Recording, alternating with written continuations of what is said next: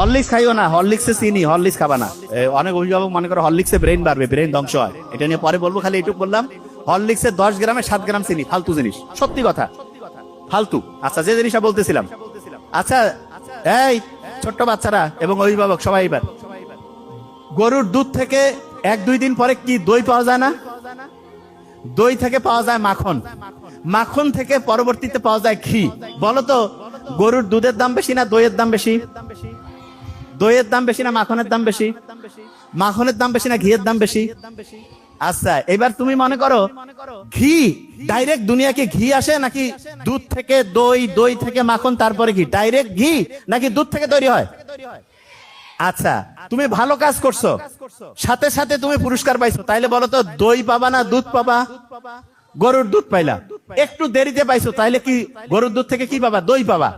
আর একটু দেরিতে হইলে, সবচেয়ে দেরিতে ঘি।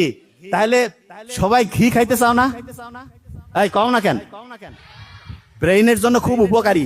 ছোট্ট বাচ্চা যারা আছো, মা এবং অভিভাবকদেরকে বললো প্রত্যেকদিন একটু হইলেও ঘি খাওয়াবেন, ব্রেইন অ্যাক্টিভ হয়। ব্রেইনের তথ্যগুলো যে রাস্তা দিয়ে যায় না, আচ্ছা এই রাস্তা দিয়ে যাওয়ার জন্য আমরা অনেক সময় করি না একটা জিনিস, ওই যে যারা হুন্ডা চালাই, যাতে খুব ভালোভাবে হচ্ছে ইঞ্জিনটা চলে, এই জন্য মোবিল টোবিল দিয়ে একটু করি না? এইরকম ব্রেইনের রাস্তাটা হচ্ছে ওইরকম মোবিলের মতো কাজ করে হচ্ছে ঘি। প্রত্যেকদিন ঘি খাবো একটু করে, প্রত্যেকদিন। এই ছোট্ট বাচ্চারা, আল্লাহর কাজ করতেছো, আল্লাহ খুশি হয়েছে, কিন্তু তোমাকে দেরিতে দিচ্ছে, তাহলে কি দিবে বলো তো? দেখছেন কি ব্রিলিয়ান্ট, কি দিবে? তাহলে যত দেরিতে তত কি পাবো? ঘি পাবো। কি পাবো? ঘি। আচ্ছা, ভালো কাজ করার পরে, এই ভালো কাজ করার পরে যদি দেরিতে পাই, তাহলে ভালো জিনিস পাবো না কম ভালো জিনিস পাবো?